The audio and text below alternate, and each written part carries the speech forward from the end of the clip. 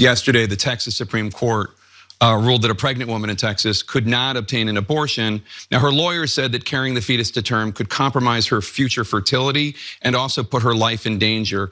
Do you think the law should require a woman in that kind of difficult position to carry the baby to term? What I can tell you is in Florida, the Florida legislature passed a heartbeat bill that contained exceptions. And I understand they're very difficult. And these things get a lot of press attention, I understand. But that's a very small percentage that those exceptions cover. You know, there's a lot of other situations where we have an opportunity to realize really good human potential. And how exactly would we do that? Would we do that by backing off of the insane laws that Republicans have passed that have resulted in horrors being played out on a daily basis in states across mostly the South, but other parts of America as well? Like, he hid in a way that so many Republicans do behind, oh, there are exceptions. And he talked about how in Florida, we have exceptions. No, I understand that you have exceptions. I understand that that is supposed to be the paper pointless shield that you hide behind to avoid culpability for your insane religiously dogmatic laws that you're passing. The point of all of this is that those exceptions aren't worth a damn. They will not save Kate Cox's reproductive ability. They won't save her life necessarily. She, like so many, is being forced to flee to another state because you passed those exceptions so that you could get the laws passed. That's it, with no intent that anyone would be able to qualify under them. What he finds so inconvenient is that the case of Kate Cox is pointing that out to everyone. It shouldn't have required this case study.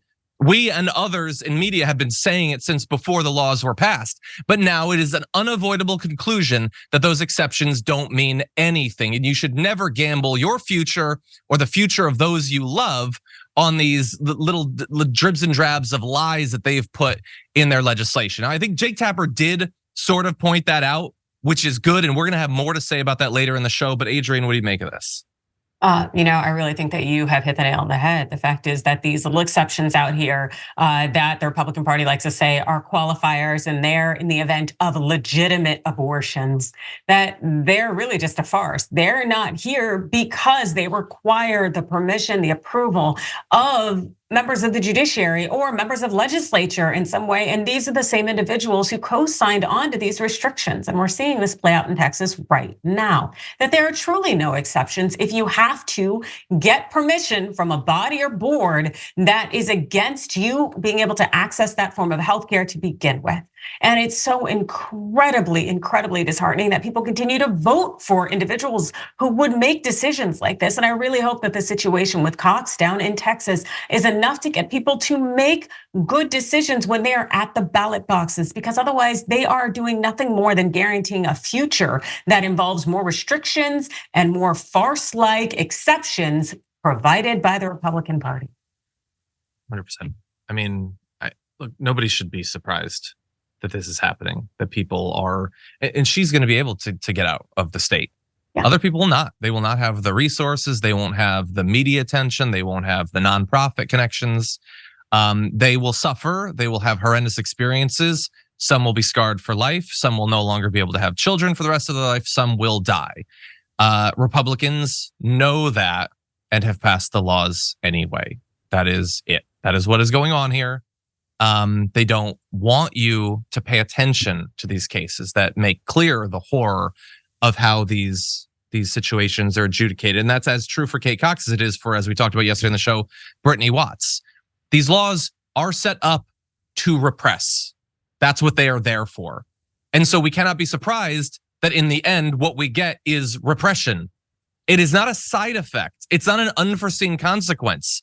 It is unfortunate for them that people are paying attention to it, but that's what it's there for. There has always been, you don't need a judge or Ken Paxton or the Republican state legislature. There has always been a perfectly suited arbiter as to whether a person needs to have an abortion. And it's the goddamn person who's pregnant. They have the expertise. They have the knowledge of their life situation. They know what is going on.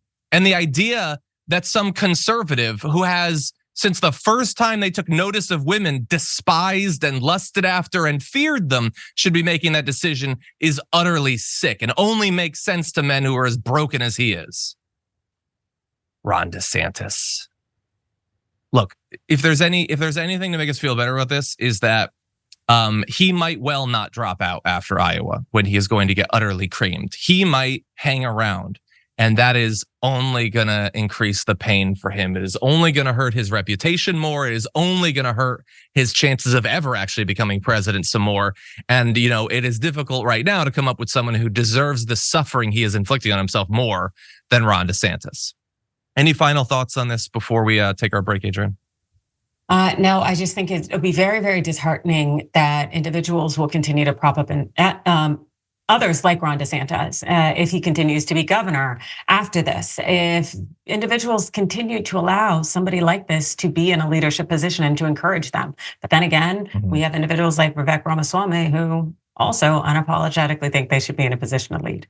Scary. 100%. Oh, and don't worry, we will get to him following his CNN town hall. Can't wait. God only imagines what he will say. Might actually make Ron DeSantis seem somewhat reasonable by comparison and isn't that sick.